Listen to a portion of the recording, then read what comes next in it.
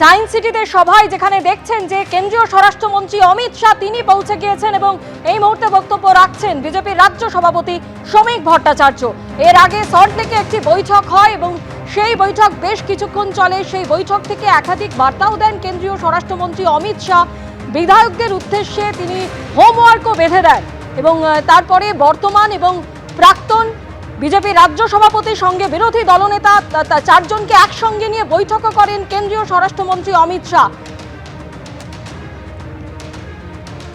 আর এই মুহূর্তে তিনি সায়েন্স সিটিতে রয়েছেন কেন্দ্রীয় স্বরাষ্ট্রমন্ত্রী অমিত শাহ। সেখানে আজকে তার একটি সভা রয়েছে। বিজেপির রাজ্য সভাপতি শ্রমিক ভট্টাচার্য, সুকান্ত মজুমদার, শুভেন্দু অধিকারী এবং দিলীপ ঘোষ তিনি আজকের এই বৈঠকে উপস্থিত ছিলেন। সল্টলেকে হোটেলে যে বেশ কিছুক্ষণ বৈঠক হয়, কেন্দ্রীয় স্বরাষ্ট্রমন্ত্রী অমিত শাহ যে বৈঠকে উপস্থিত ছিলেন সেখানে একসঙ্গে যেখানে দিলীপ ঘোষ, শুভেন্দু অধিকারী, সুকান্ত মজুমদার এবং শ্রমিক ভট্টাচার্য এই চারজনের সঙ্গে একসঙ্গে বৈঠক করেন কেন্দ্রীয় স্বরাষ্ট্রমন্ত্রী অমিত শাহ।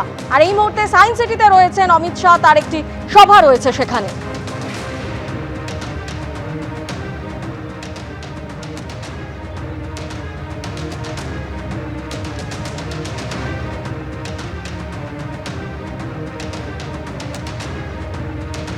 কলকাতার বুথ কর্মীদের সঙ্গে এই বৈঠকে কেন্দ্রীয় স্বরাষ্ট্রমন্ত্রী অমিত শাহ উপস্থিত রয়েছেন এবং বিজেপি রাজ্য সভাপতি শ্রমিক ভট্টাচার্য, বিরোধী দলনেতা শুভেন্দু অধিকারী, প্রাক্তন বিজেপি রাজ্য সভাপতি সুকান্ত মজুমদার তারা উপস্থিত রয়েছেন এবং এই মুহূর্তে কলকাতার যারা বুথ কর্মী তাদের সঙ্গে তার এই সভা, নেতাজি মাফ করবেন সায়েন্স সিটিতে সেই সভা, কেন্দ্রীয় স্বরাষ্ট্রমন্ত্রী সেখানে উপস্থিত রয়েছে।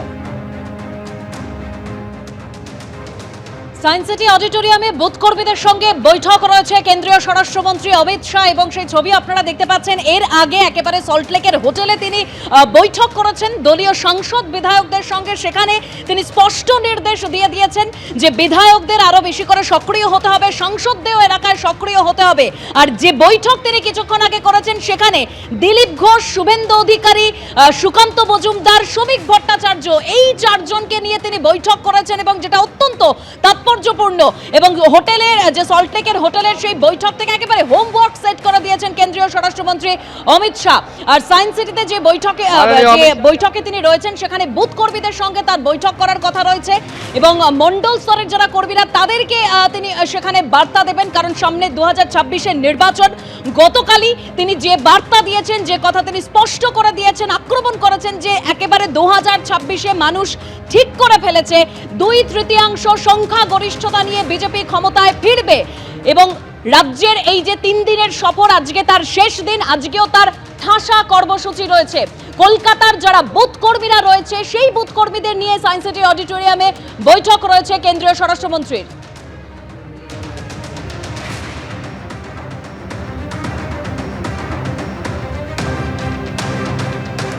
আগের বৈঠকে অর্থাৎ যেটা হোটেলে তিনি বৈঠক করলেন সেখান থেকে একেবারে হোমওয়ার্ক সেট করে দিয়েছেন কেন্দ্রীয় স্বরাষ্ট্রমন্ত্রী।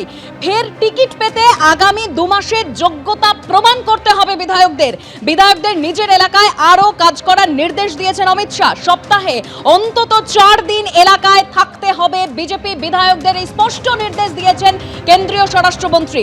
বিধায়ককে মুখ হিসেবে এলাকায় রেখেই কর্মসূচির নির্দেশ দিয়েছেন অমিত শাহ। সায়েন্স সিটির অডিটোরিয়ামে এই মুহূর্তে তিনি রয়েছেন যেখানে কলকাতার বুথ কর্মীদের সঙ্গে নিয়ে বৈঠক করতে চলেছেন। প্রাক্তন সাংসদদেরও এলাকায় অবিলম্বে সক্রিয় হওয়ার নির্দেশ দিয়েছেন কেন্দ্রীয় স্বরাষ্ট্রমন্ত্রী এবং সল্টলেকে যে বৈঠক তিনি করেছেন সেখানে যেরকম দলীয় সাংসদ বিধায়করা রয়েছেন যারা হেরে গিয়েছেন তারাও সেখানে উপস্থিত ছিলেন, অর্থাৎ টার্গেট 2026।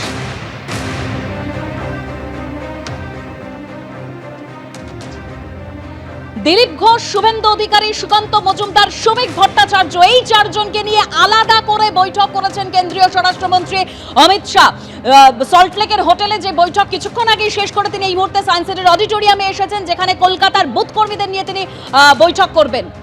এবিপি আনন্দ, এগিয়ে থাকে, এগিয়ে রাখে।